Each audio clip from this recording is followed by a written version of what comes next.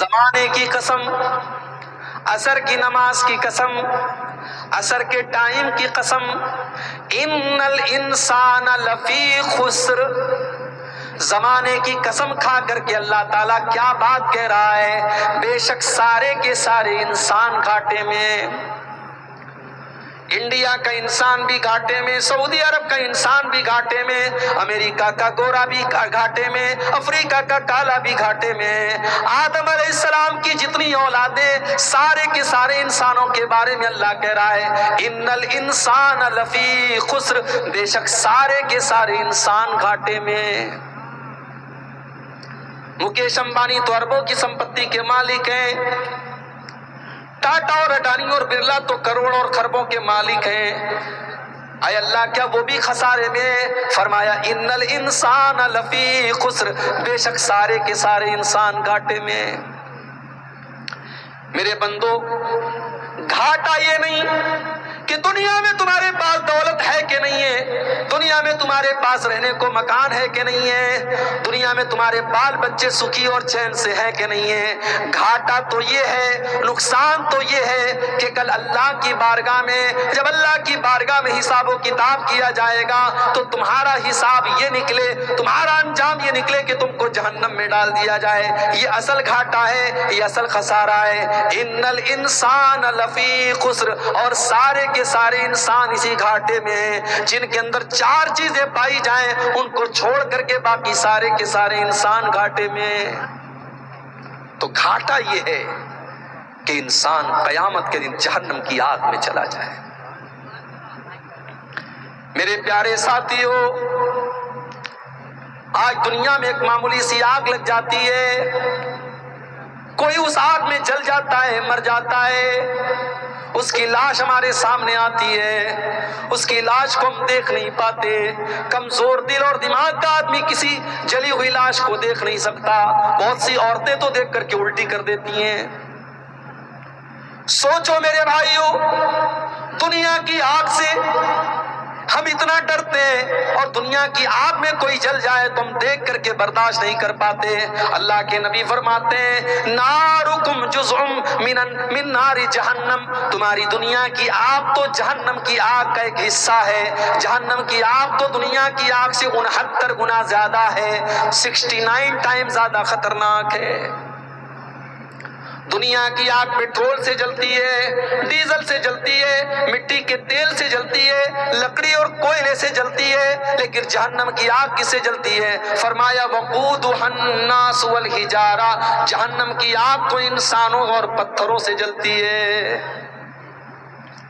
کل قیامت کے دن جس کو اللہ تعالیٰ فَمَنْ زُحْزِحَ عَنِ النَّارِ وَأُدْخِلَ الْجَنَّةَ فَقَدْ فَازَ، جس کے بارے میں اللہ تعالیٰ یہ فیصلہ کر دے کہ وہ جہنم کی آگ سے بچا لیا گیا، اس کو جنت میں ڈال دیا گیا، وہی کامیاب ہے، وہی پروفٹ میں ہے، وہی فائدے میں۔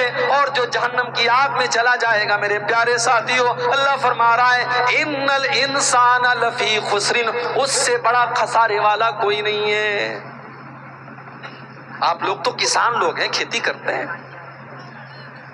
کسان زمین کی جوتائی کرے، ٹائم پر بیج کو بوئے، زمین کے اندر جتنی محنت کرنا ہے ساری محنت کرے، اس کے بعد سیلاب کا پانی آئے، اس کی ساری کھیتی کو تباہ کر کے لے کے چلا جائے۔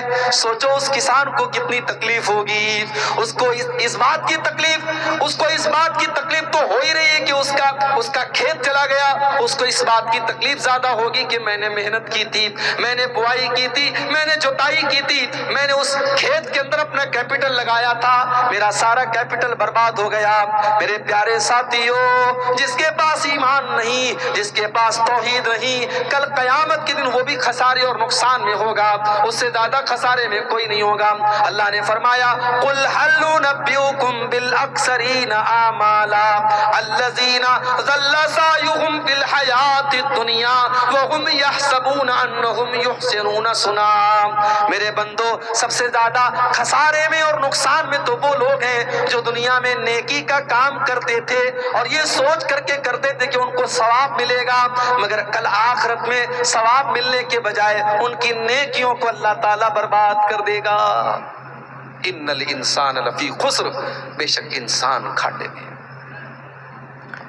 میرے پیارے ساتھیو، آپ میں سے بہت سارے لوگ حاجی ہوں گے، جو حاجی نہیں ہے میں دعا کرتا ہوں اللہ ان کو بھی ایک بار حج کی توفیق دے دے۔ آپ نے عمرہ بھی کیا ہوگا، بہت سارے ایسے بھائی بھی ہوں گے جو پانچوں ٹائم کے نمازی بھی ہوں گے، بہت سارے ایسے بھائی بھی ہوں گے، ایسی بہنیں بھی ہوں گی جو ڈیلی قرآن کی تلاوت کرتی ہوں گی۔ میں ایسے بھی نوجوانوں کو جانتا ہوں جو رات میں بغیر تقریر سنے موبائل نہیں بند کرتے اور بستر پہ نہیں سوتے، علماء کی تقریریں سن کر کے وہ رات میں بستر پہ سونے جاتے ہیں۔ ایسے بھی نوجوانوں کو میں جانتا ہوں۔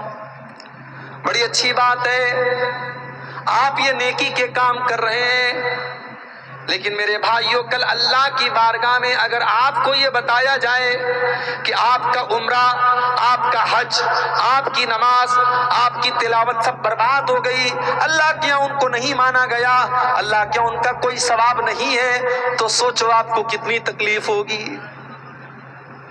آئیے ایک حدیث پڑھ کے سناتا ہوں، ہو سکے تو ہم سب اپنے دل پر ہاتھ رکھ کر کے سوچیں کہ اس حدیث میں جو بات بتائی گئی ہے کہیں ایسا تو نہیں کہ یہ بات ہمارے اور آپ کے اوپر فٹ بیٹھ رہی ہے۔ صحابی کا نام نوٹ کر لو، ثوبان رضی اللہ تعالیٰ عنہ۔ بچہ پیدا ہو اگر آپ کے گھر میں تو نام رکھ لو، بڑا پیارا نام ہے، صحابی کا نام ہے۔ اور صحابی کا جب نام آ جائے تو نام کا معنی اور مطلب نہیں دیکھا جاتا، یہ کافی ہے کہ وہ صحابی کا نام ہے۔ ثوبان رکھ لو نام، یہ نام بڑا پیارا ہے، یہ نبی کے صحابی کا نام ہے۔